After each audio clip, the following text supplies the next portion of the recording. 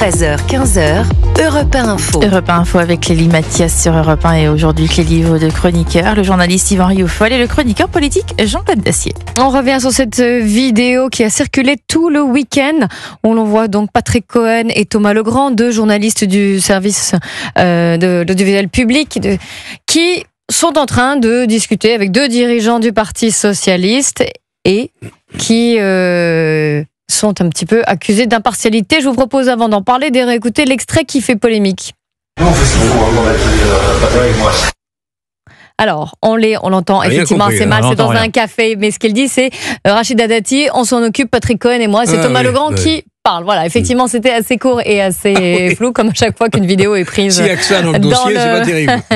Voilà, vous l'avez déjà certainement vu, cette vidéo, elle a beaucoup tourné. Absolument. Voilà, qu'est-ce que ça révèle, ces deux journalistes de l'audiovisuel public qui sont comme ça, pris en train de parler de Rachida Dati. Que M. Legrand soit de gauche. Dans ce café avec deux dirigeants socialistes. Ça n'étonnera que ceux qui ne le connaissent pas ou ceux qui ne l'écoutent pas.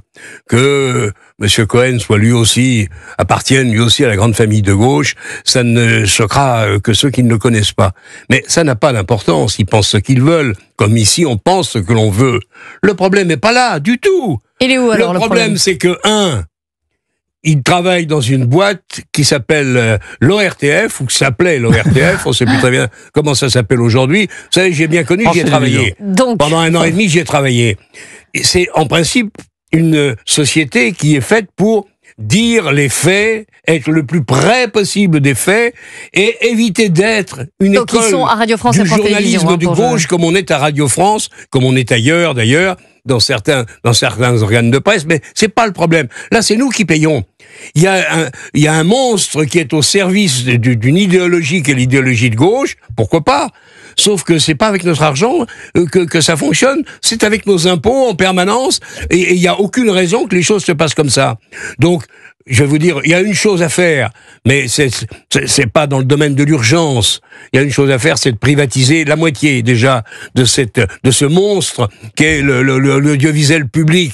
Et puis l'Arcom, pendant qu'on y est, honnêtement, quand vous avez des dizaines et des dizaines de jeunes gens qui passent leur temps à écouter ce qui se passe sur les radios, honnêtement, il y a plus qu'en France qu'on voit ça. Ça serait bien qu'un prochain gouvernement qui a un peu de courage politique décide de supprimer l'Arcom, ou en tout cas de le rattacher au Premier ministre, point, avec des effectifs très réduits, et puis l'audiovisuel public c'est pareil.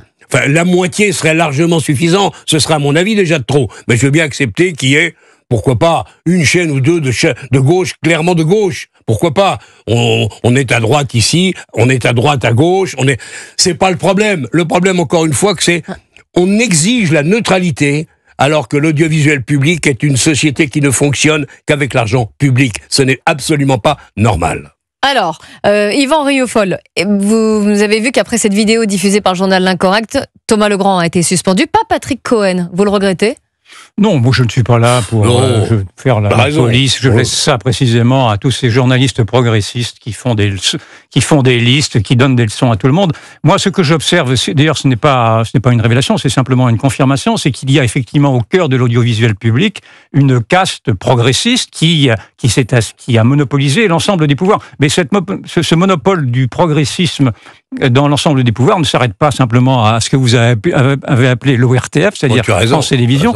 C'est dans tous les autres pouvoirs, et singulièrement dans les plus hautes sphères du pouvoir judiciaire notamment, et pouvoir médiatique, etc. Et donc, ce qui est choquant, ce n'est pas qu'un homme politique parle avec un journaliste. Moi, personnellement, je ne me plie pas à ce jeu-là. J'essaye d'avoir toujours mes distances avec le personnel politique. Je trouve qu'on n'a même pas à converser entre soi, et que je trouve que je m'accommode de mon rôle de spectateur du théâtre politique. Mais enfin bon, je ne vais pas faire procès à ses confrères d'avoir accepté une invitation à prendre un café. Ce que j'observe, c'est que ces deux confrères-là se sont fait connaître par leur prétention à donner des leçons à la terre entière, et singulièrement d'ailleurs à donner des leçons à CNews, dont il accusait cette chaîne, alors peut-être Europe 1 aussi, je ne sais pas, non pas de faire de l'information, mais faire de l'opinion. Or là, ils sont pris les pieds, les mains dans le pot à confiture, en tenant également un petit complot contre Rachida Dati, en disant que lui et son confrère Patrick Cohen s'accordent pour en tout cas la faire battre.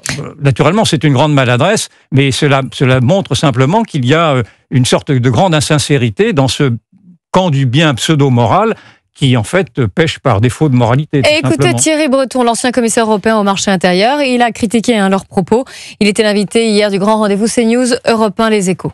Les propos de M. Thomas Legrand me semblent être totalement contraires à la déontologie d'un journaliste. J'ai compris qu'il avait été mis à pied. Si les propos qu'on lui prête sont réels, je comprends à tout le moins cette mise à pied. Alors, ils sont défendus, ils ont porté plainte, et Thomas Legrand et Patrick Cohen.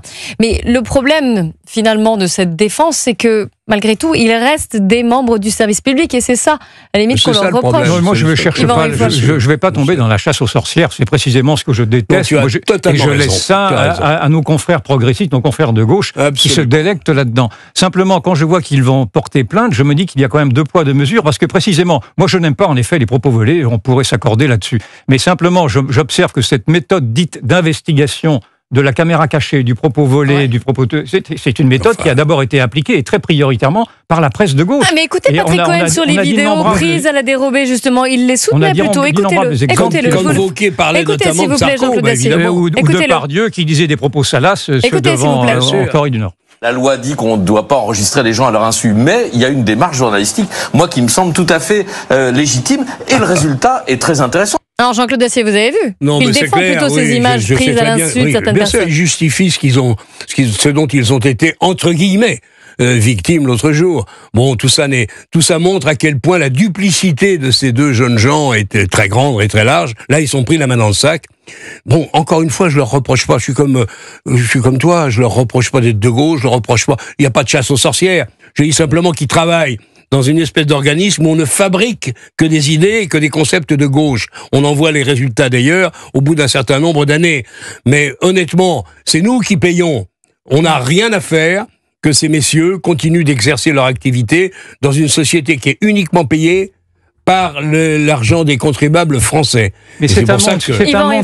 Ce qui est intéressant, c'est que c'est un monde finissant. Et c'est un monde finissant parce que cet épisode le montre, c'est un monde qui est contourné aujourd'hui par les réseaux sociaux. Si cette affaire est sortie, c'est parce que cette scène qui a eu lieu dans un café parisien, un café public par définition, avec une conversation suffisamment intelligible pour que le voisin puisse l'enregistrer, cette scène a été filmée par un particulier qui l'a ensuite offerte ou vendue, j'en sais rien, à l'incorrect. Et moi, je trouve très intéressant de voir que maintenant, cette nouvelle information parallèle est en train d'ébranler précisément la mainmise de la profession journalistique qui pensait pouvoir avoir le monopole sur l'information officielle. Or, aujourd'hui, ce monde-là s'effondre et cela revient au précédent sujet, c'est-à-dire que tout s'effondre de ce progressisme-là à travers ces utopies et à travers ces malversations morales, en tout cas.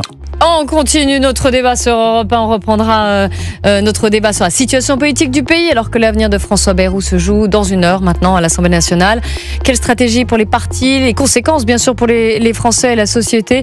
Ce sera le menu de notre 2e heure ensemble. Il est 13h57, excellent après-midi avec Lélie Mathias sur Europe 1. 13h, 15h, Europe 1.